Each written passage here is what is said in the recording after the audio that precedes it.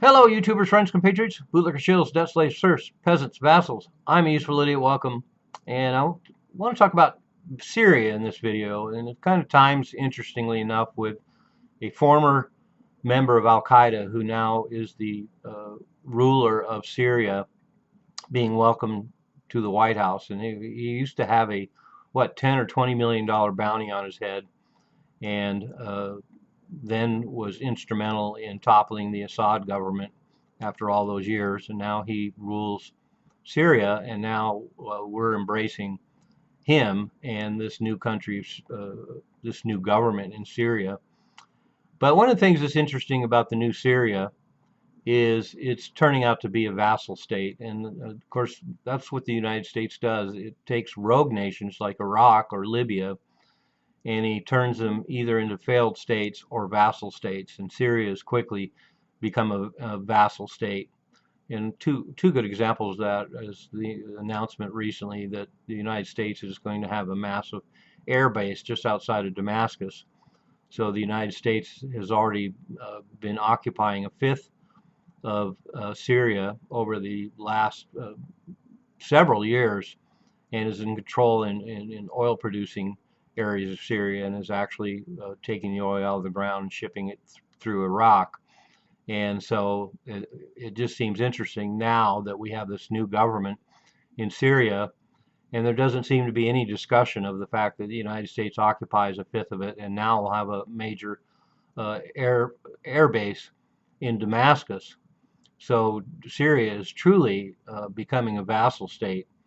And the other thing that's interesting, of course, is that Turkey, of course, has interests in Syria as well and has a lot of influence in the northern region of Syria and has a buffer zone there where they ostensibly control the comings and goings.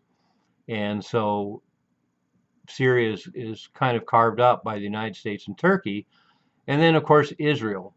Israel not only has now completely legitimized its occupation of the Golan Heights, but after the fall of the Assad government, it basically absorbed the entire buffer zone around the Golan Heights as well. So they basically confiscated a big chunk of new land. But more importantly, after the fall of Assad, of course, Israel unleashed massive airstrikes all over Syria to incapacitate any military capacity that Syria had and blowing up munitions and military hardware and bases and the like.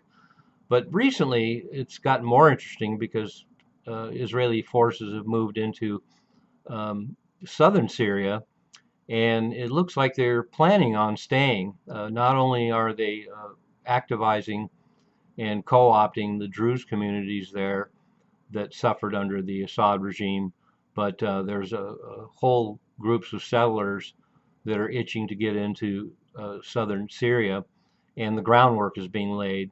We have 6 forts that have been built in southern Syria by Israel, and that, like I say, that makes it sound like they're going to stick around. And more recently, we found out there's been 30 or 40 more airstrikes in Syria, and supposedly Syria is a benign country now that's going to establish good relations with Israel and the United States, and yet Israel continues to bomb targets in Syria.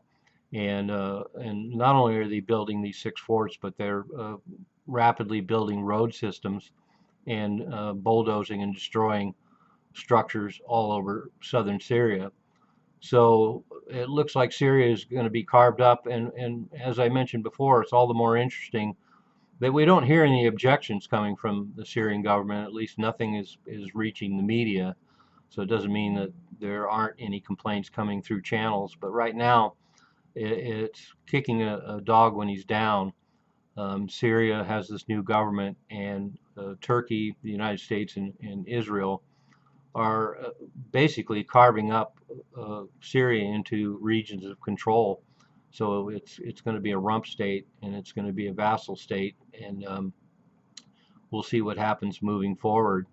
The sanctions by the United States have been lifted on Syria now, so money will start flooding in. So not only will it be a vassal state, but it will be ripe for exploitation of their resources as well. And I wouldn't be surprised if Western companies and Israeli companies come to dominate the economic system in Syria as well.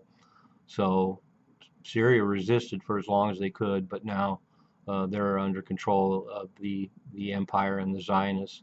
I'm a useful idiot. Don't you be one too.